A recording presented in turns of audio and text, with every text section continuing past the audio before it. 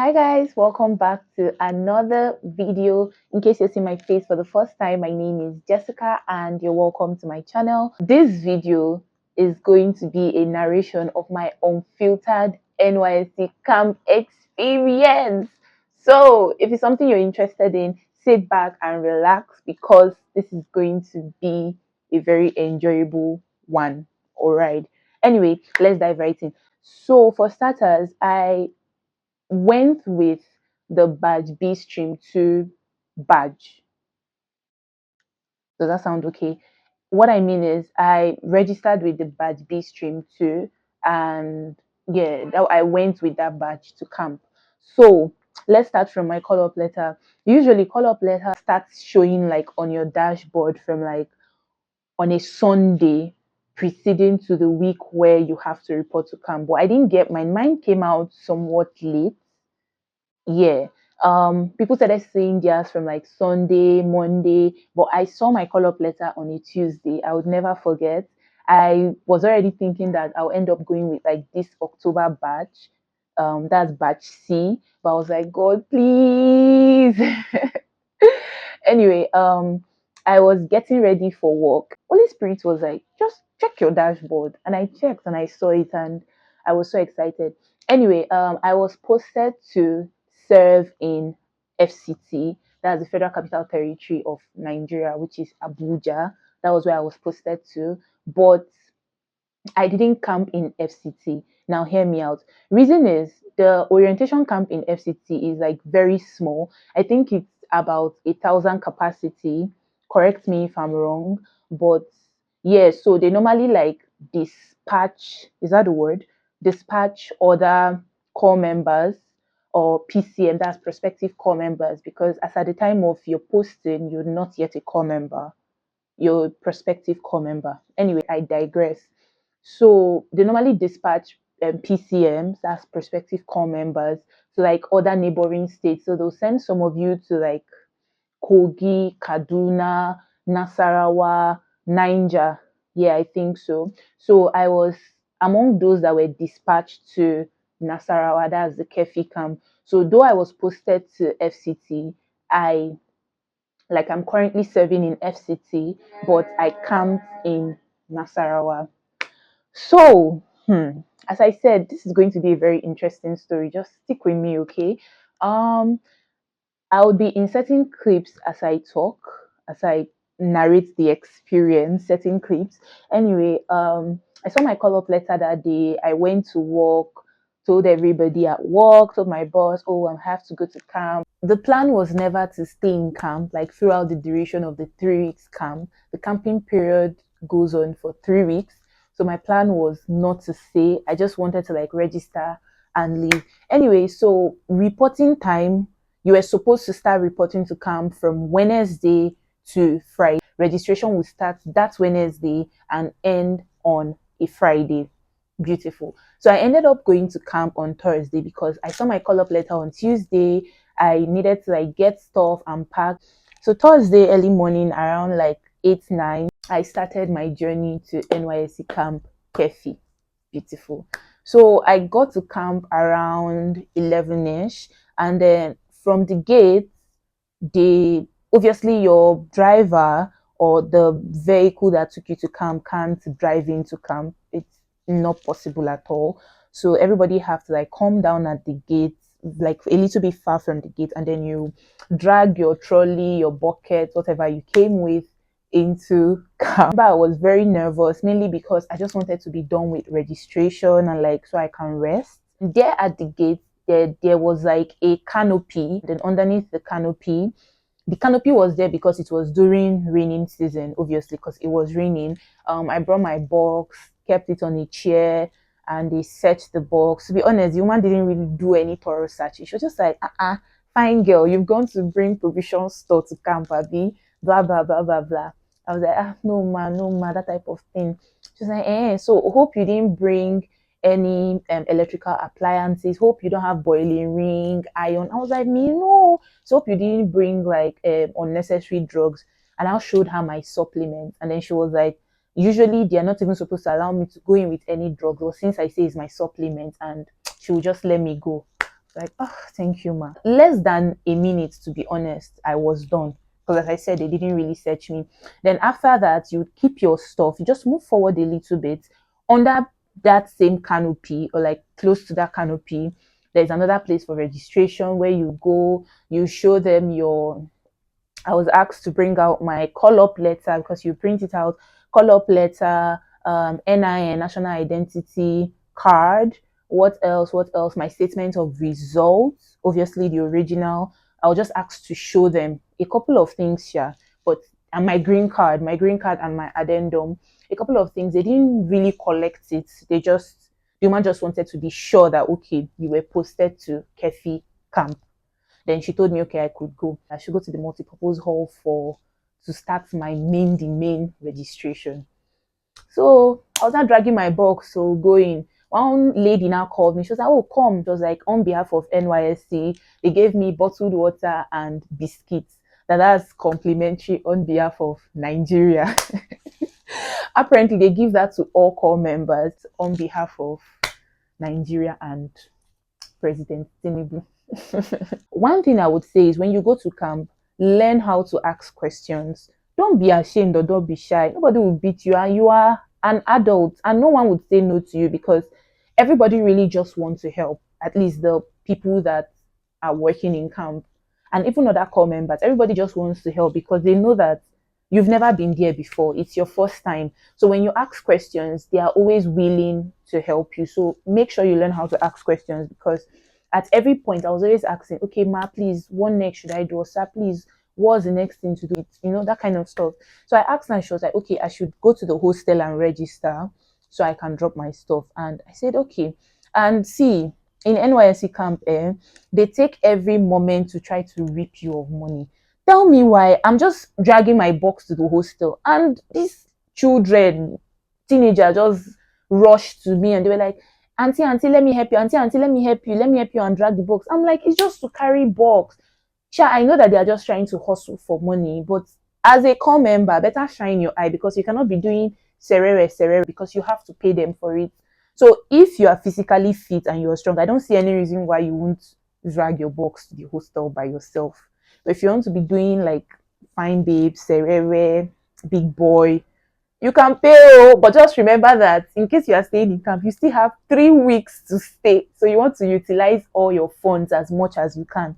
Anyway, I go to the hostel, register. I meet I think she's the porter, right? Hostel mistress, whatever. And then she's sitting down outside and she asks for my call up letter again. I think they at every point they want to be sure that you're actually posted to that particular camp so that they don't harbor someone that is not meant to be there. Anyway, she gives me a book. I write my name, my call up number. Make sure you know your call up number of the books because you're going to need it. Or if you know it's not something you can cram, just snap it on your phone, let it be there because you're going to be writing your call up number a lot. She tells me I have to pay 500 for sanitation of the hostel. Yeah, we paid for them to clean the hostel. So I pay that. Then she told me to go into the hall. It's actually like a hall, and I should pick any bunk that is free. And how I would know is I was like, okay, ma, how will I know that the bunk is free? She was like, you won't see there will be a mattress on it, but the mattress wouldn't be like laid. The bed wouldn't be made. It would just be like ordinary mattress with nothing on it. I said, okay. Then I walk into the hall. It's a very huge hall. It's I think there are about 50 bunks or like 60 bunks in that hall. So up and down, making about almost 120 people, 130 people. I don't even know at this point, but I know we were like 100 plus in that hall. And there are different halls that you can be assigned to. So as at the time I came that morning, that was the one that was opened. So until one hall is filled up before they open another hall to start filling it up with PCMs. Anyway, I go and I search for down bunk. I searched for down bunk. Every down bunk was filled up. The only down bunk I saw was very close to the toilet. And I'm like, nah, God forbid. I want a bed space that is as far away from the toilet as possible. So I decided to go with up bunk. Then I walked to the other end of the hall, very far away from the toilet. I get there and I pick a bunk there, put my mattress, lay my bed, put my box up. There was like a cubicle kind of situation going on up, very hard. The box was heavy as hell. Now, the reason why you would have to lay your bed is so that nobody else would take that bed space. Or even if you don't want to lay it, you can just like put your box on it. But if you just leave it that way, someone else will think there is nobody there and claim it. I was already tired at this point, but immediately I went to multipurpose hall to start my registration. It was rowdy. There was like over 700 people in that hall. It was crazy noise, though they provided like chairs for sitting, which was very good, sha. And they numbered it step 1, step 2. Then from step 2, you will see Abuja PCMs, Abuja core members here. Then Nasarawa core members there. Like they now separated everybody from step 2. Yeah.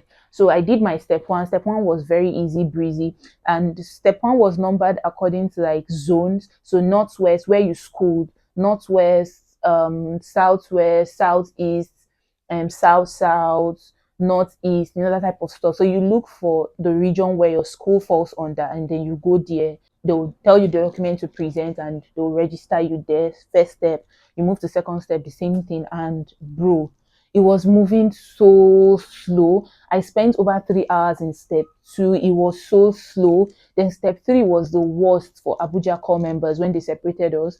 Nasarawa's line was just like, that's when I said Nasarawa, I mean people that were posted to Nasarawa core members. Theirs was just moving like very fast. Ours was stagnant because you have to do biometrics. I think there was no internet. Internet letter came. It was moving very slow. So until you're done with registration, they've given you a state code, you've registered, they will now give you a file, then you go to your platoon officer, you now go to your platoon, because it's from your state code, you know the platoon you were. The last number on your state code is your platoon. So mine was 4. I was in platoon 4. So I ended up reaching my platoon's decks, bro, around 6:40 something from 11. I was so tired, so hungry, itchy, scratchy, hot. So the weather was not that hot, but I was still hot because it was a crowded situation. Bro, it was crazy. I was cranky. I was just tired. At that point, I had finished struggling for queue, fighting for my rights and everything. It was crazy. Anyway, the last registration point will be at your platoon. They number it so you won't be confused. You see platoon 1, like a placard in platoon 1, platoon 2, platoon 3, then with people around there. So that's where you're going to get this beautiful crested vest. You get your crested vest, you get your cap, you get your jungle boots, you get extra pairs of white shoes, socks, 2 shorts, 2 shirts, you get a belt. Oh, I'm quite tall. My khaki trousers were like jump, like I can't even consider it jump up. That thing was like 3/4. So I had to like take it to mommy. I didn't really know this until it was too late. But this is me telling you guys now. So if you watch this video, you are at an advantage. So one thing you should know is you're giving anything that is either undersized or oversized, you are allowed and you are expected to go to the store to tell them and request for a new one. So you go there, sit down. Obviously, it's something that you've not worn yet. Make sure you don't wear it yet. After you test it and it's not fitting, go to the store immediately. They would help you, like they would give you like bunch of other whatever to choose from, and then you can just pick out your size. I didn't know this until like it was too late. Now I wanted to go to mommy to eat because, as I mentioned, I had not eaten anything throughout the day. I was so hungry, my stomach was hurting. It was like 7:54-ish. Tell me why on my way to mommy I just heard the beagle sound, pum pum pum pum pum pum pum. And then before you know it, soldiers were driving. Oh, go back, go back, go back. I didn't go back. Oh, if there was one thing that helps me in camp, I was always very vocal about my needs and my wants. So I reached there, I was like, Ma, I begged the woman. I was like, Ma, please. She was a soldier, obviously. I was like, Ma, please. I just came. Ma, I have not eaten since morning. She's like, okay, I should rush and go. In front, I reached the front again. There was another soldier guy there.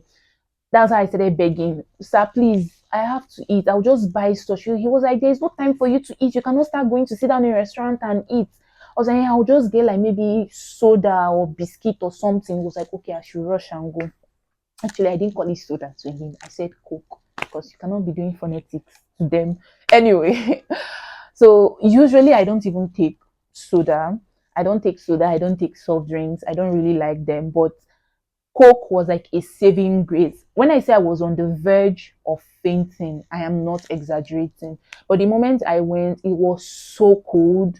Quickly opened it, bought it, drank, I got strength immediately. So I did that, went to social night. Everywhere was crowded. It was hot. I was not even listening to anything they were saying because I was sitting down at the back and people in front were just happy and celebrating. I just wanted to be out of there. Anyway, social night finished around 10, went back to the hostel. I had my bath. On that first day, yeah, so people were yet to bond, like people were yet to make friends. So the amount of people gisting were like little to none. Nobody was talking, everybody was just keeping to themselves because people were yet to bond. It was still like the first day for a lot of people in that particular hall. Nobody was really talking yet, just cordial relationship. There was no close bond of any sort. So I was able to sleep till the next Hi morning. guys, Jessica here. So this would be a two-part video because I don't want this video to be too long. So I'm going to stop this video right here and would continue in part 2. So watch out for part 2.